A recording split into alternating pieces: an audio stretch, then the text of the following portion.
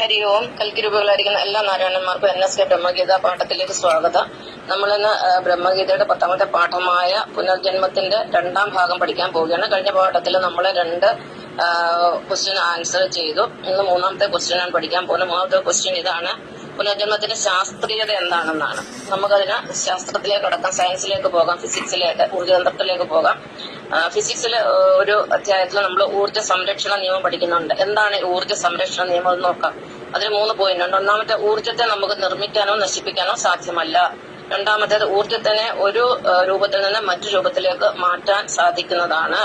മൂന്നാമത്തെ പോയിന്റ് എന്ന് പറയുന്നത്, പ്രപഞ്ചത്തിലെ ഊർജ്ജം എല്ലാം കൂടെ ചേർന്നാൽ അതൊരു സ്ഥിരാംഗമായിരിക്കും. ഇംഗ്ലീഷിൽ പറയും energy can either be created nor destroyed. Second point, it can be transferred from one form to another. Third point, the total energy in the universe is a constant. ഇത് നമ്മളെ സംബന്ധിച്ചിടത്തോളം, ഇത് എല്ലാവരെയും സംബന്ധിച്ചിടത്തോളം സത്യമാണ്. നമ്മൾ ഊർജ്ജമാണ്. നമ്മുടെ ശരീരത്തിൽ ഊർജ്ജമുള്ളത് കൊണ്ടാണ് നമ്മൾ ജീവനോടെ ഇരിക്കുന്നത്. നമ്മുടെ ശരീരം എപ്പോഴും 24 മണിക്കൂറും, അതായത് നമ്മൾ ജനിച്ചപ്പോൾ തൊട്ട് മരിക്കുന്നവരെ ഇത് ഒരുപോലെ പ്രവർത്തിച്ചുകൊണ്ടിരിക്കുന്നത്. നമ്മുടെ ശരീരത്തിൽ നമുക്കറിയാം, ശ്വസനം മുതൽ വിസർജനം വരെയുള്ള എന്തെല്ലാം പ്രവർത്തനങ്ങളാണ് നടന്നുകൊണ്ടിരിക്കുന്നത്. എല്ലാം നമ്മുടെ ശരീരത്തിൽ ഊർജ്ജം ഉള്ളതുകൊണ്ടാണ്. ആ ഊർജ്ജം ഇരിക്കുന്ന അതിന്റെ പ്രധാന ഭാഗം നമ്മുടെ ഹൃദയം തന്നെയാണ്. ആ ഹൃദയത്തിൽ തന്നെയാണ് ഈ ഊർജ്ജത്തിന്റെ ഉത്ഭവ കേന്ദ്രമായ ഭഗവാൻ നാരായണൻ ഇരിക്കുന്നത്. എല്ലാവരുടെയും ഊർജ്ജം ഇരിക്കുന്ന ഹൃദയത്തിലാണ്. ആ ഹൃദയത്തിലിരിക്കുന്ന ഭഗവാൻ നാരായണൻ തന്നെയാണ്. അപ്പൊ നമ്മളെല്ലാം ഊർജ്ജമായതുകൊണ്ട് നമ്മളെ ആരെയും നശിപ്പിക്കാൻ ആർക്കും സാധ്യമല്ല. നമ്മുടെ ശരീരത്തിൽ നശിപ്പിക്കാൻ പറ്റും, പക്ഷെ നമ്മളുടെ ഊർജ്ജത്തെ ആർക്കും നശിപ്പിക്കാൻ സാധ്യമല്ല. നമ്മൾ മരിക്കുമ്പോൾ നമ്മുടെ ശരീരം നശിച്ചു, പക്ഷെ ഊർജ്ജമായ നമ്മൾ ഈ ലോകത്ത് നിൽക്കുകയും പിന്നീട് നമ്മളൊരു പുതിയ ശരീരത്തിലേക്ക് പ്രവേശിച്ച് ഒരു പുതിയ ജീവിതത്തിൽ എത്തിച്ചേരുകയുമാണ് ചെയ്യുന്നത്.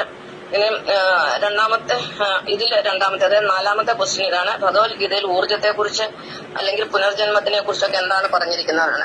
ഭഗവത്ഗീതയിൽ വളരെ കൃത്യമായിട്ട് ഭഗവാൻ 4500 വർഷം മുമ്പ് കുരുക്ഷേത്രത്തിൽ വെച്ച് അർജുനോട് പല കാര്യങ്ങളും പറഞ്ഞിട്ടുണ്ട്.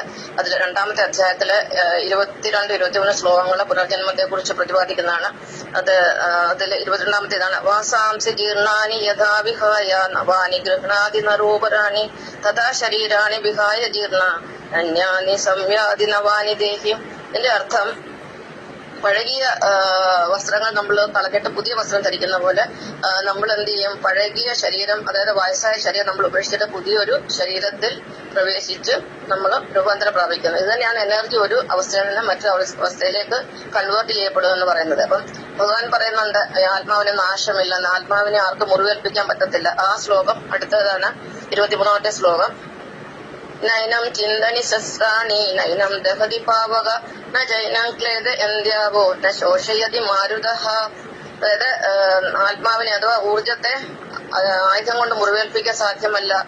ഊർജത്തെ ഒരു അഗ്നി കൊണ്ടും അത് കരിയിച്ചു കളയാനോ അല്ലെങ്കിൽ ദഹിപ്പിച്ചു കളയാനോ സാധ്യമല്ല. ഊർജത്തെ വെള്ളം കൊണ്ട് അലിയിച്ചു കളയാൻ സാധ്യമല്ല. ഊർജത്തെ വായു കൊണ്ട് ഉണക്കി പരട്ടി കളയാനും സാധ്യമല്ല. അതായത് ഊർജത്തെ നശിപ്പിക്കാനേ സാധ്യമല്ല എന്ന് ഭഗവാൻ കൃത്യമായിട്ട് പറയുന്നുണ്ട്. അത് തന്നെയാണ് ഈ ഊർജ്ജ സംരക്ഷണ നിയമം എന്ന് പറഞ്ഞ ശാസ്ത്രത്തിൽ വന്നത്. അപ്പൊ ശാസ്ത്രത്തിൽ വരുമ്പോഴാണല്ലോ മനുഷ്യൻ പഠിക്കുന്നത്. ഭഗവത്ഗീതയിലും മറ്റ് നമ്മുടെ വേദഗ്രന്ഥങ്ങളിലൊക്കെ എഴുതിയിരിക്കുന്നതൊക്കെ ഇപ്പോഴത്തെ മനുഷ്യരെ സംബന്ധിച്ചുള്ള അതൊക്കെ ഒരു വെറും കെട്ടുകഥയാണ്, ഐതിഹ്യമാണ്, മിത്താണ്. പക്ഷെ ഇവർക്ക് സത്യം അറിയത്തില്ല. സത്യം ഇത് തന്നെയാണ്. ഈ വേദങ്ങളിലും ഉപനിഷത്തുകളിലും പറയാത്ത ഒരു കാര്യങ്ങൾ ഇന്ന് ഈ ലോകത്ത് എവിടെയും സംഭവിച്ചിട്ടില്ല. ഈ ലോകത്തില്ലാത്ത ഒരു വസ്തു ഇതുവരെ ഉണ്ടായിട്ട് ഒരു പുതിയ മനുഷ്യനോ അല്ലെങ്കിൽ ഒരു പുതിയ വസ്തുവോ ഈ പ്രപഞ്ചത്തിൽ, ഈ ഭൂമിയിൽ ഉണ്ടായിട്ടില്ല. കഴിഞ്ഞ കലിയുഗത്തിൽ, അതായത് 864 കോടി വർഷം മുമ്പ് ഇതേ കലിയുഗം ഉണ്ടായിരുന്നു. ആ കലിയുഗത്തിൽ എന്തെല്ലാം സംഭവിച്ചു, അന്ന് എന്തെല്ലാം മനുഷ്യൻ ഉപയോഗിച്ചിരുന്നു, അതെല്ലാം ഇന്ന് വീണ്ടും അതിന്റെ പുനരാവൃത്തി അല്ലെങ്കിൽ പുനരാവിഷ്കാരമാണ് നടക്കുന്നത്. ഇനി ഒരു 864 കോടി വർഷം കഴിയുമ്പോൾ ഇതേ കലിയുഗം നമ്മളെല്ലാം വീണ്ടും ഇതുപോലെ തന്നെ പുനർജനിക്കും. ഇന്നും നമ്മൾ ഈ നിമിഷം വരെ നമ്മൾ എന്തെല്ലാം ഈ ലോകത്ത് കാണുന്നുണ്ടോ അതെല്ലാം അന്നും മനുഷ്യൻ കണ്ടെത്തും. മനുഷ്യൻ എന്ന് പറഞ്ഞാൽ ആരാ? ഭഗവാൻ തന്നെയാണ്. മനുഷ്യനെ ഇതെല്ലാം കാണിച്ചു കൊടുക്കുന്നെല്ലാം ചെയ്യിപ്പിക്കുന്ന ഭഗവാൻ തന്നെ ഉള്ളിരുന്നാണ്. ഭഗവാൻ അറിയാതെ ഒരു ശാസ്ത്രവും ഇല്ല, ഒരു ശാസ്ത്രജ്ഞനും ഇല്ല. കാരണം ഒരു ശാസ്ത്രജ്ഞൻ എന്തെങ്കിലും ചെയ്യണം, അയാളുടെ ഉള്ളിൽ ജീവൻ വേണം. അയാൾ ജീവനോട് ഇരിക്കണം. ആ ജീവനോട് ഇരിക്കണ ഭഗവാനാണ്. അയാളുടെ ബുദ്ധി പ്രവർത്തിക്കണം, ഭഗവാൻ പ്രവർത്തിപ്പിക്കണം. കാരണം ഭഗവാന്റെ ബുദ്ധിയിൽ നിന്നാണ് നമുക്ക് കിട്ടുന്ന ഒരു ചെറിയ ബുദ്ധി. ഭഗവാൻ ചിന്തിച്ചതിന് ശേഷം നമുക്ക് ചിന്തിക്കാൻ പറ്റുള്ളൂ. നമ്മൾ എന്തൊന്ന് ചിന്തിക്കുന്നോ എന്തോ ചെയ്യുന്നോ അതെല്ലാം ആദ്യം അറിയുന്ന ഭഗവാനാണ്. പിന്നീടാണ് നമ്മൾ മനുഷ്യനിലേക്ക് അത് വരുന്നത്. ഇതെല്ലാം നമ്മുടെ ഉള്ളിൽ നടക്കുന്ന പ്രോസസ്സാണ്. അപ്പൊ ചുരുക്കി പറഞ്ഞാല് നമ്മളെന്ന് പറയുന്നത് വെറും മനുഷ്യനല്ല. നമ്മൾ ഓരോരുത്തരും ഓരോ ഈശ്വരന്മാരാണ്. നമ്മുടെ ഉള്ളിൽ ജീവനായിട്ടിരിക്കുന്നത് ഭഗവാനാണ്. ഭഗവാൻ എന്ന് പറഞ്ഞാൽ അത് ഊർജ്ജമാണ്, നമ്മളെ പ്രവർത്തിപ്പിക്കുന്ന ശക്തിയാണ്, നമ്മുടെ ശരീരത്തെ ജീവനോട് ഇരുത്തുന്ന ശക്തിയാണ്. ആ ശക്തി എപ്പം നമ്മളിൽ നിന്ന് ആ ഊർജ്ജത്തെ കട്ട് ചെയ്യണം, അപ്പോഴാണ് നമുക്ക് മരണം സംഭവിക്കുന്നത്. നമുക്കൊരു മൊബൈലിനെ എടുത്തു കഴിഞ്ഞാൽ മൊബൈലിൽ എന്താ സംഭവിക്കുന്നത്? അതിനകത്ത് ചാർജ് ഇല്ലെങ്കിൽ അത് ചത്തു കിടക്കും. പിന്നെ മൊബൈൽ കൊണ്ട് യാതൊരു പ്രയോജനമില്ല. അതിന് ഇലക്ട്രിസിറ്റി കയറ്റിയെങ്കിൽ മാത്രമേ അത് വീണ്ടും പ്രവർത്തിക്കത്തുള്ളൂ. എന്ന് പറഞ്ഞാൽ നമ്മുടെ ഉള്ളിൽ ആത്മാവായി അല്ലെങ്കിൽ ഊർജ്ജമായിട്ട് ഭഗവാൻ ഇരിക്കുന്നതുകൊണ്ടാണ് നാം ജീവനോട് ഇരിക്കുന്നത്. അത് മറന്നിട്ടാണ് ഇന്ന് മനുഷ്യൻ ജീവിക്കുന്നത്. അതുകൊണ്ടാണ് മനുഷ്യ ജീവിതത്തിൽ ധാരാളം പ്രശ്നങ്ങൾ വരുന്നത്. ഇതിനെല്ലാം നമുക്ക് പരിഹാരം ഉണ്ടാക്കുന്നില്ല. പരിഹാരമില്ലാത്ത പ്രശ്നം പ്രപഞ്ചത്തിലില്ല. അപ്പം ഇന്ന് രണ്ടു കൂട്ടം കാര്യങ്ങളാണ് നമ്മൾ പഠിച്ചത്. ഇന്ന് പുനർജന്മത്തിന്റെ ശാസ്ത്രീയത, അത് ഊർജ്ജ സംരക്ഷണ നിയമവുമായി ബന്ധപ്പെട്ടതാണ്.